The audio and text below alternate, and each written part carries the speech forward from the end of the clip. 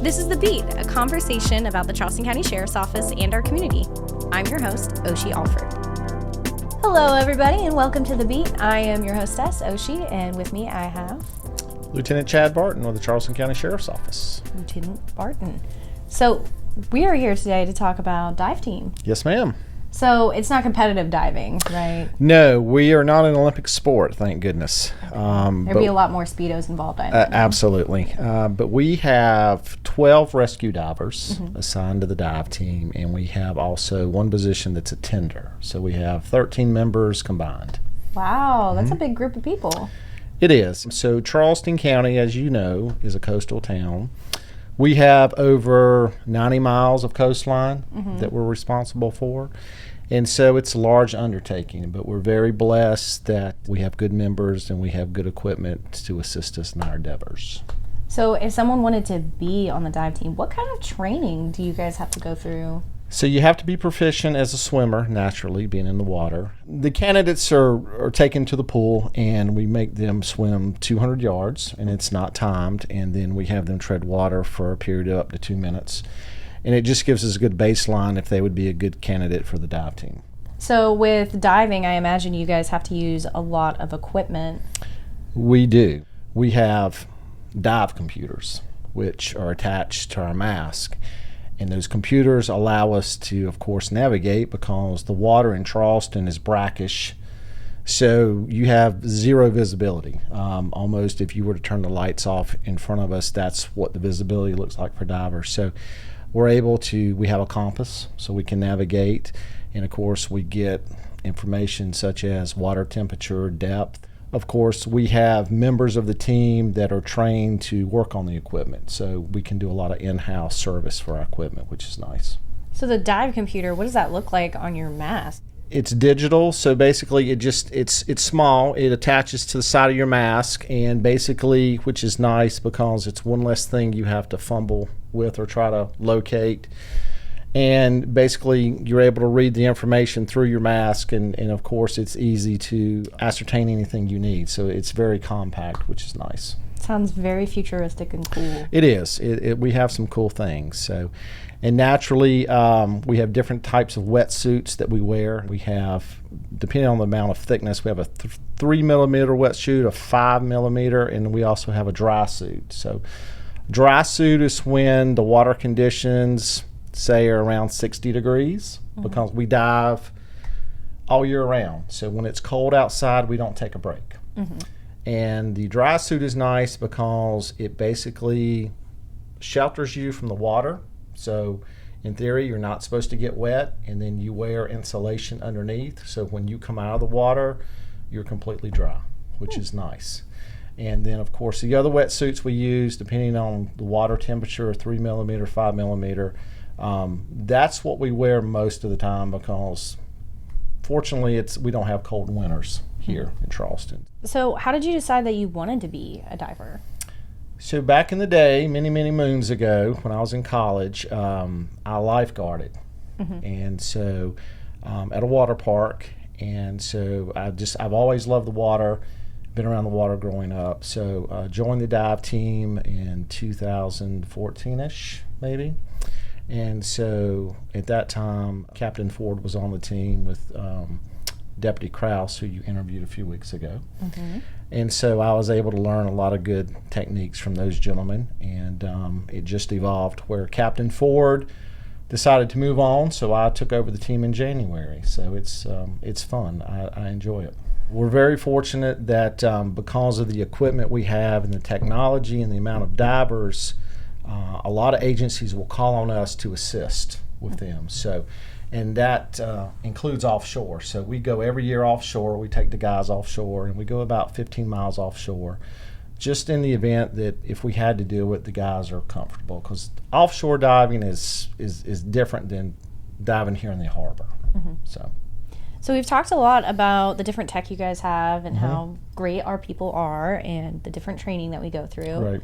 So let's get a little bit more into the nitty-gritty of why we have a dive team. Why are you guys so important? So we're called the underwater recovery team, U.R.T for short, but technically it's the dive team. But we assist, for example, the criminal investigations division. We assist them on a routine basis. So, for example, we may be searching a retention pond for a weapon. We may be searching a retention pond for a body. Mm-hmm. We may be searching a boat landing for a vehicle that's been stolen and submerged. Could be a missing person that's gone, and we're searching the different boat landings in Charleston County to find the vehicle. So, a lot of times we're requested by SLED, for example, when Navy ships come in, we will do security sweeps of the barges and or docks to make sure there's no explosive devices that are present. So we do that a lot. The Cooper River Bridge run, we always dive that prior to the run to ensure that the bridges are safe, that there's nothing, adjacent to the diamonds. So we stay busy. And like I said, we do get requests from other agencies to assist them also on a regular basis. So you check for ordinances as well. Mm-hmm. So do you have to have an additional ordnance disposal certification, or are bomb guys also right. dual certified? So we do have bomb technicians with the sheriff's office that do have their dive certifications. Mm-hmm. And generally what happens is our divers that work for me, we are not certified as bomb technicians because we have no desire to be certified. Right, that's quite a thing to be. Yes, it is. So what we do is if we're on a mission where we're looking for explosive devices, we'll have a member of the bomb team with us to assist in the event we find an ordinance, and then we turn it over to them. Or we may have SLED with us. Their divers are also certified as bomb technicians. And so if we do have a mission where we're looking for ordinances, we will, if in the event we find something that's suspicious, we'll turn it over to the proper authorities. The proper authorities. Yes, absolutely. Outside of your authority. Right. Well, that's exciting. I've heard a crazy story from a lady who worked at dispatch who said there was a woman who picked up a deer on the side of the road that she thought was dead, put it in her car, started driving, deer woke up, kicked her in the head, she drove into a marsh, and CCSO responded. Can you confirm or deny? I can't confirm that story. I can confirm you that we have many vehicles that drive into marshes. So I don't know if there's a magnetic attraction with cars in marshes in Charleston. But I will tell you that we routinely are called to assist with wrecker services to remove vehicles. That's a big part of our job. Mm-hmm. I'm going to tell you this, and you're going to say, how does this happen? But we do have vehicles when people go to boat landings to put their their boats in the water, and for whatever reason they forget to put the vehicle in park, and the next thing you know, the vehicle is in the water. So we have had calls to remove vehicles like that. So. I wish I could say I'm surprised, but I'm absolutely not even a little bit surprised. We had to assist Mount Pleasant a few years ago. 2 young kids borrowed their dad's van, and they took the John boat, put it in, and forgot to put it in park. And next thing you know, the John boat's in the water, the van's in the water.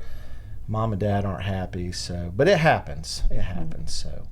More often than... Yes, more than you would believe. More often than not. No, yes. That just immediately makes me think of that crazy... You remember the van on Myrtle Beach that they just drove into the water? Yes. You question people's decision making, but it comes with the territory. So what is the most fun that you have on dive team? I think it's the relationships. Like I said, I've got 12 divers and I've got 1 tender. And a tender position is basically someone who works on the shore, and they assist the divers getting ready with their gear, and also they operate the communication system. So what's neat with our equipment is that we can actually talk to each other underwater, like you and I are having a conversation now. So I gotta get in one of these dive suits. This sounds so cool. Yeah, well, I tell you what we'll do a second segment, and we'll come in and I'll let you dress up. How's that? I'll do it. It'll probably be so heavy. No, you'll be fine. But we're able to talk to each other, which is vital because you talk about diving, people assume you're in the Bahamas and it's 40 feet of visibility and you've got turtles and colorful fish, and that's not here. But that plays a vital role in our safety, so we're able to communicate with each other, which is important. But she operates that equipment for us, and like I said, she helps the divers get ready. But we have a good time, just the relationships, getting to know each other and going on trips and things. So I think that's the funnest part. So, I mean, you were saying the visibility is pretty low. Say on the off chance there's a predator in the water, how do y'all keep yourself safe in that situation? So we always dive in pairs of 2. Where no diver is allowed to go in the water by themselves. So we always have 2 primary divers, and we have a safety diver. So technically a pair of 3, but the 2 divers in the water are always together. They're always communicating with each other. And so as far as protection, we do have some good lighting systems that we utilize, and you have to, just because of the darkness of the water. And of course, all the divers carry a minimum of 2 knives with them. Now, I know I say knives, and you're facing an alligator or, God forbid, a shark, but unfortunately, we can't carry a shotgun or a patrol rifle under the water. It doesn't work that way. But knock on wood, we've been very fortunate. We haven't had any divers that have been injured by any wildlife. So that's interesting. Well, and I imagine if anything did happen, those predators are used to being the biggest thing in the water, and you just swing once. They are. Now, right? I will say that at times you will bump into things, because you can't, like I said, your visibility basically is limited to right here in front of you. So you can't really see what's to the left, to the right, or behind you. So if you're swimming and bump into something, you just kind of cross your fingers and keep. You are not selling me on this. No, well, just give me a chance. Don't say no yet.